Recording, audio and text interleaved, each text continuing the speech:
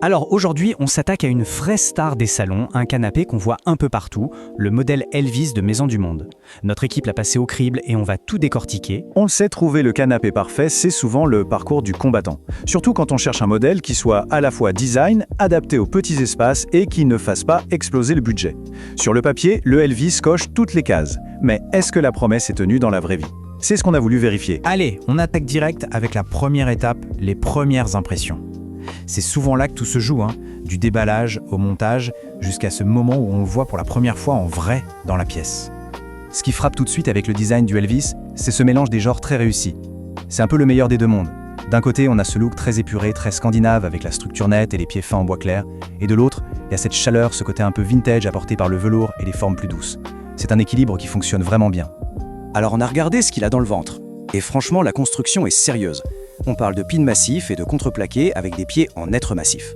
Point super important, le bois est certifié FSC, ce qui garantit une gestion responsable des forêts, c'est un vrai bon bois. Et la cerise sur le gâteau, le montage. Oubliez les notices compliquées, là il suffit de visser les 4 pieds. C'est l'affaire de 5 minutes montre en main. Un de ses gros points forts, c'est qu'il peut vraiment s'adapter à plein de décos différentes. Il y a le choix entre un velours un peu chic ou un tissu tissé plus classique. Et la palette de couleurs, elle est vraiment dans l'air du temps. Du vert, du bleu, du jaune, il y a vraiment de quoi trouver son bonheur et l'accorder parfaitement à son intérieur. Bon, le look, c'est une chose, mais la question cruciale, c'est est-ce qu'on y est bien assis? On passe maintenant au test du quotidien, le plus important finalement. Alors là, dès qu'on s'est assis, le retour a été unanime dans l'équipe. L'assise est ferme.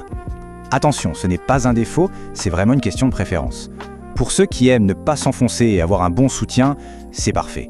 Si on cherche un confort tout mou par contre, il faut le savoir.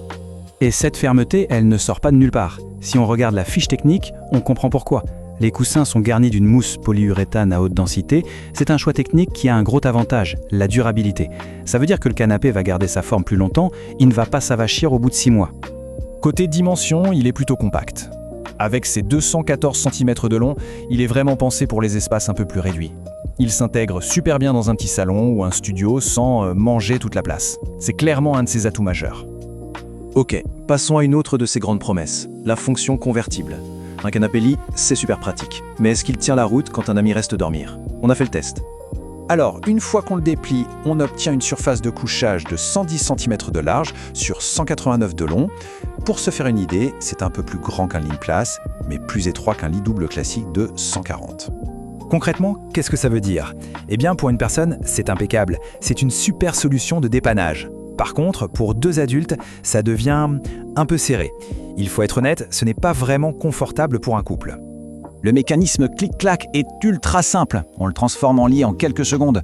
Mais il faut vraiment le voir pour ce qu'il est, un excellent lit d'appoint, pour de l'occasionnel. Ce n'est pas fait pour remplacer un vrai lit et y dormir toutes les nuits. Maintenant, une question que tout le monde se pose, l'entretien. Parce qu'un canapé, ça vit. Les soirées plates télé, les enfants, les animaux. Est-ce que le Elvis est facile à garder propre au quotidien? Et là, c'est une très très bonne surprise. L'entretien est vraiment simple. Là-bas, c'est un petit coup d'aspirateur de temps en temps. Si on renverse quelque chose, hop, une éponge humide rapidement et c'est réglé.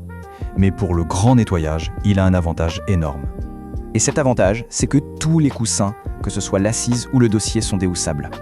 Et ça change la vie. Une grosse tache, on enlève la housse, on la nettoie, et le canapé est comme neuf. C'est un vrai gage de longévité.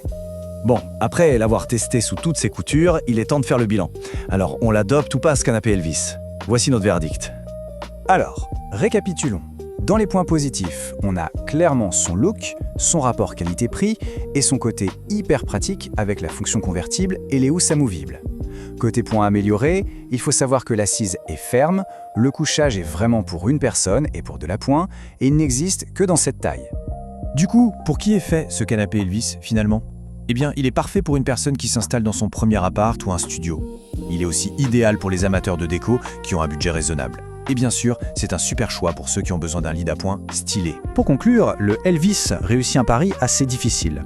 Allier un design fort, des fonctionnalités pratiques et un prix très attractif. C'est un canapé plein de compromis intelligents. La question finale n'est donc pas tant de savoir si c'est un bon canapé, mais plutôt de savoir si ses caractéristiques correspondent exactement à ce que l'on recherche.